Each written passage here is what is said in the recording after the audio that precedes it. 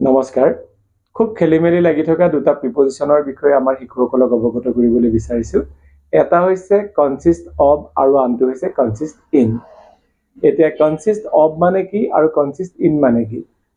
কনসিষ্ট of হৈছে গঠিত আৰু কনসিষ্ট ইন হৈছে নিহিত মই যদি দুটা বাক্য কওঁ যে আৱাৰ ফেমিলি কনসিষ্ট অফ 4 মেম্বাৰ্স আমাৰ পৰিয়ালটো 4জন সদস্যৰে গঠিত এই যে 4জন সদস্যৰে গঠিত বুলি আমি কৈছো এই 4জন সদস্য বা সদস্যক আমি চকুৰে দেখিম গতিকে যেটো গঠিত হেতু আমি চকুৰে দেখো আৰু যেটো নিহিত হেতু আমি চকুৰে নেদেখো ধৰক আমি যদি এটা লাইন কওঁ যে ভাৰ্চু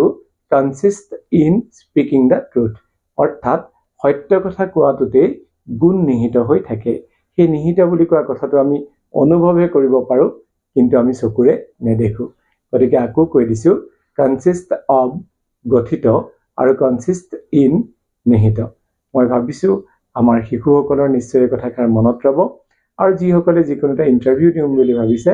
তেখেতলোকৰো এই কথাষাৰ মনত থাকিলে ইন্টাৰভিউৰ কুৱেশ্যন পেপাৰখন পালে খেলিমেলি নালাগে থ্যাংক ইউ